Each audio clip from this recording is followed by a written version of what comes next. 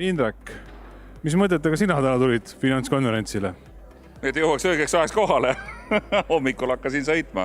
Vaata, ma olin esimeses sessioonis laval on ja siis on alati see väike ärevus, et tee peal ikka midagi juhtuks. Õnneks ei juhtu midagi. Ja, no, ja. Kas olete kunagi e-arvet näinud? XML-i mõtlete või?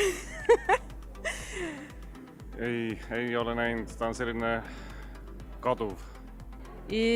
Seda masin loetavat jodu ja olen. Tegelen praegu. Kuidas tundub? Minu mõelest väga mugav. No, e-asju saab näha ainult materialiseeritud kujul, et e-kujul ma ta näinud ei olegi.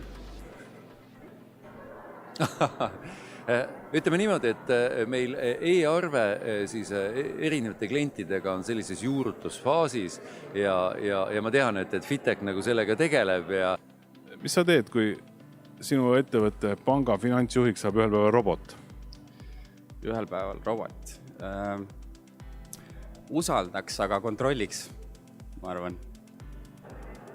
Oh, issand, mulle väga meeldib inimestega suhelda ja ma pigem andestan isegi inimestele mõned väikesed vead, mida robot ju teadupärast ei tee, eks ju. Ma kõigepealt tahaks näha seda robotit. Aga kui ta ükskord tuleb, siis tuleb ta vastu võtta ja enda kasuks tööle panna. No, keegi peab ju seda robotit ka haldama. Eks ma siis pean natukene kvalifitseeruma pareminigi.